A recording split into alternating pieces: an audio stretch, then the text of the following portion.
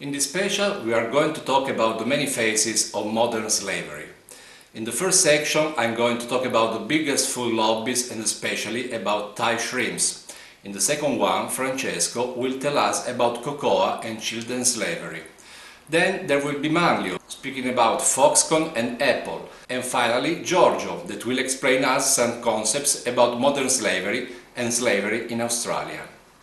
Jim Wickens, an environmental journalist, began his investigation aboard the trawlers that plundered the seas to provide the feed for the prawn farms along Thailand's shoreline. While on board, he discovered that trafficked laborers from Burma and Cambodia are forced to work 20 hours a day, 7 days a week, on boats where they are often beaten, abused, even killed by unscrupulous keepers. So, welcome to the rotting, stinking and very dangerous world of the prawn trade. A world where industrial fishing boats exploit illegal slave labor to harvest the so-called trash fish, on which the prawns are fed and leave devastating environmental damage in their wake. UK and US supermarket groups met in Thailand on July 2014 to create a task force to tackle trafficking and forced labor in the shrimp feed industry and to uncover slavery in the supply chains of the Thai seafood sold to major international retail brands. The 6-month inquiry into Thailand's seafood industry found slavery was helping to fuel one of the country's major export economies, and that men were being bought and sold like cattle and kept against their will on ships for years without pay and under the threat of violence. A report by the Environmental Justice Foundation claims many workers have been trafficked, held in bonded labor and subjected to abusive conditions. Thailand is the world's largest exporter of shrimp. It exports about 90% of its seafood, mainly to the USA, Japan and European countries. Once considered a delicacy, shrimp has become increasingly popular in the West. The EJF investigated claims of human trafficking and labor abuses, with a particular focus on pre-processing facilities, known as peeling sheds. It claims that some of the country's largest exporting companies are using shrimp produced under exploitative, abusive and even violent conditions. Much of the alleged abuse is suffered from migrant workers who have to undertake arduous journeys to get to the shrimp factories. Workers from the neighboring countries of Myanmar, Laos and Cambodia make up 90% of the workforce in the seafood processing industry, according to a 2010 Human Rights Watch report.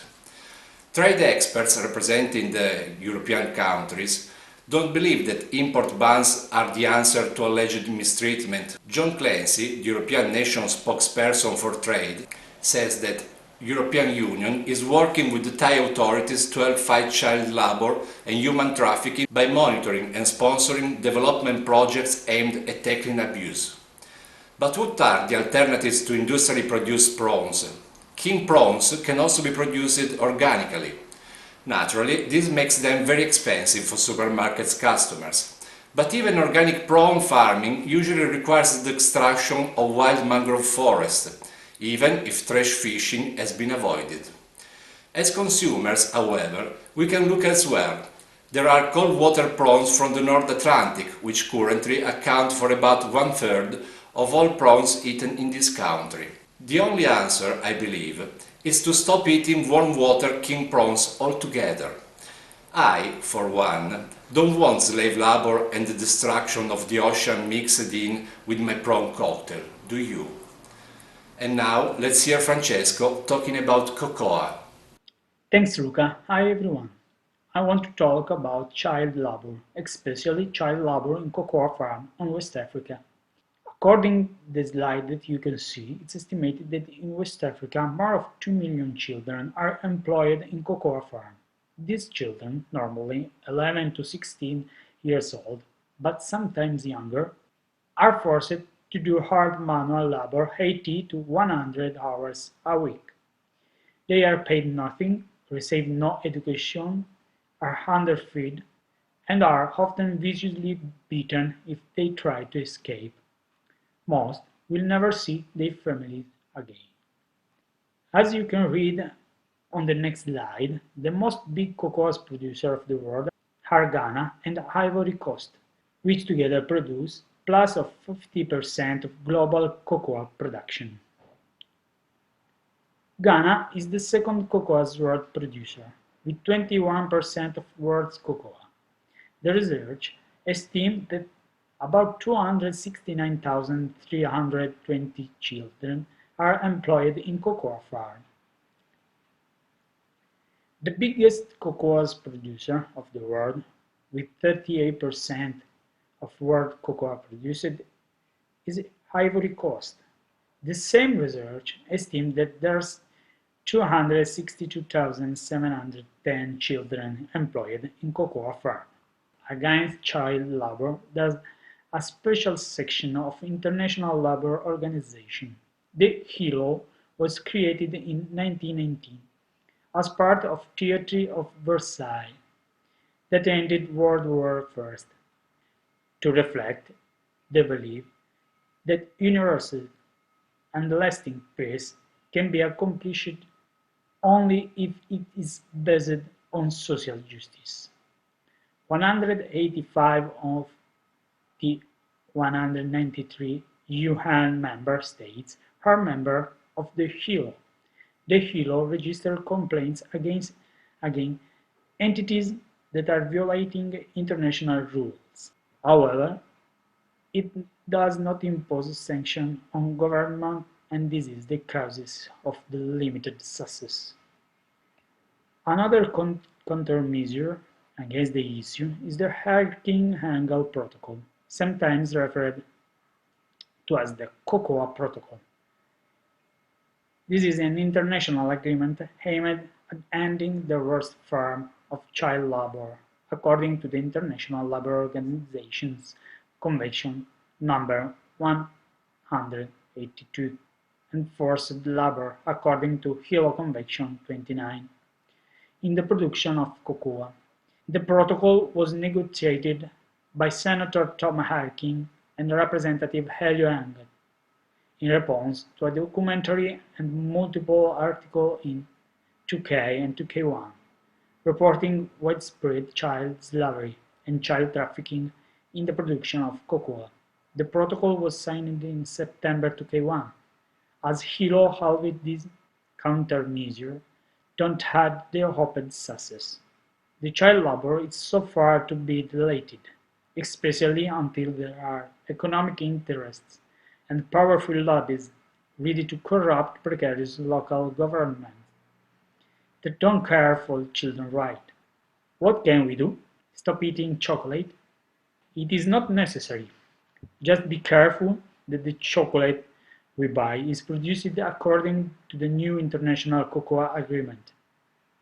Now, I'd like to pass the line at Mario Michelin for his speak. Hi everyone. The answer can only be yes. The West, and more specifically the Western lifestyle, is deeply responsible for the slavery working conditions in factories located in Southeast Asia and China. It's clear that Western companies requesting for high production volumes at low prices with extremely short time to market greatly contributes to inhumane working conditions faced by workers in companies in Southeast Asia and China. Everyone remembers the issue Apple Foxconn appeared on the media some years ago. Apple, manufacturer of fashion devices and gadgets, outsources and still do that today their production to Foxconn, one of the biggest electronics contract manufacturing company, which is based in Taiwan and production plants in China, Brazil, India and more. The Apple Foxconn question was made by the high number of suicides occurred in the factory Foxconn City Industrial Park, located in Shenzhen, China, where in 2010 there was 14 suicides, attempted and completed, out of a workforce of 913,000 people. Statistically, the number is not so high, but these were concentrated among workers engaged in the Apple production lines. Following these events, Apple and HP. Foxconn counts among its customers also Acer, Motorola, Dell, Sony, have launched inquiries to verify the employment status of staff Foxconn, culminated with the inspection of the Apple CIO Tim Cook to the Foxconn production facilities. Subsequently, for growth to stem the problem, Foxconn increased the base wage of its workers, installed safety nets involving bandaged monks, and forced employees to sign a non-disclosure suicide.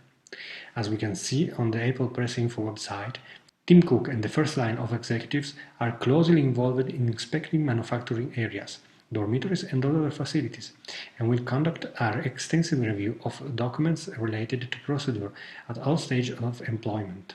But if the concrete problem have found a partial solution, it is clear the indirectly blame of Western society. The continued demand of new and affordable technology devices, electronic gadgets, and the other amenities is growing constantly, and someone will have to produce them, and produce them at the lowest price possible. And certainly not in Europe, where we still see forms of slavery in the countryside and the enterprises, like seasonal work and fiction contract through employment agency and labor hire company. Apple, on several occasions, declared that the issue was resolved through greater control of living standards and relocation in the factories of its contractors. But the radical solution to the problem does not come just from the increased quality control working conditions, necessary but not sufficient. It is necessary a new vision of humanity, a new vision of economic exchange east-west. It is necessary that the profits of private enterprises, legitimate and the base of being society, do not result in the enslavement of workers in other parts of the world. A similar issue was addressed several years ago, when it became public that the production of shoes and boats were entrusted to the hands of poor children in Vietnam and Southeast Asia. Even then, the scandal is answered with control intervention and stricter rules. Under here, a brief link on www pages with Apple issue, Nike Child Labor issue, Foxconn Pegatron answers to Apple AKP inquiries. Slavery didn't end with the abolition in the 19th century. Unfortunately, this practice still continues today, and it's known as modern slavery. There still are, for example, women forced into prostitution, children and adults forced into work in agriculture, domestic work, or factories, and street shops producing goods for global supply chains. Entire families forced to work for nothing to pay off generational debts, or girls forced to marry older men. Therefore, the forms of slavery around the world are the bonded labor, the child slavery, the early and forced marriage, the forced labor, and the human trafficking. Forced labor is a global problem, although some regions have larger numbers of people affected than others. The regional distribution of forced labor is Asia and Pacific 11.7 million, 56%; Africa 3.7 million, 18%; Latin America and Caribbean 1.8 million, 9%; the developed economies USA, Canada, Australia, European Union, Japan, Australia, New Zealand 1.5 million, 7%; Central, Southeast and Eastern Europe, and the Commonwealth of Independent States 1.6 million, 7%; and at the end, Middle East 600,000, 3%. Recently, for example, an important investigative journalism program called Four Corners has discovered that Australian biggest supermarkets and fast food chains are supplied with food from farms exploiting workers in slave labor-like conditions. Migrants come to Australia on the 417 working holiday visa system. which gives them an opportunity to stay in Australia for 12 months and to work up to 6 months with a single employer in the country.